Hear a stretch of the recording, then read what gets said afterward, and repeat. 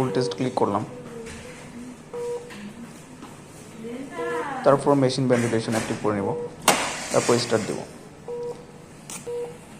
এখন করতে হবে সার্কিট কানেক্ট করতে হবে।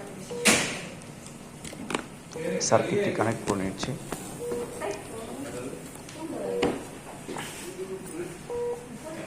তারপর কন্টিনিউ দেব। এখন 2 মিনিট 28 সেকেন্ড আমাদের ওয়েট করতে হবে।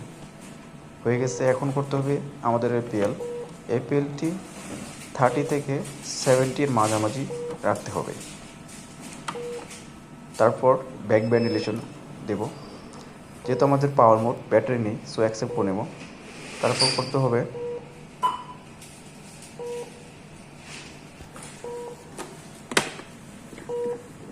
আমবুটি আমরা ক্লোজ করে নেব, যাতে কোনো লিক না হয়। লিক হলে চেক আউট হবে না। সো স্টার্ট দিব। তারপর 1 মিনিট 11 সেকেন্ড ওয়েট করব।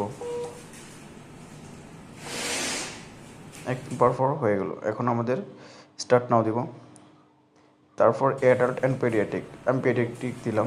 তারপরে এজ আমি 1 ইয়ার দিলাম, 1 বছর আমার পেশেন্টের ওয়েট।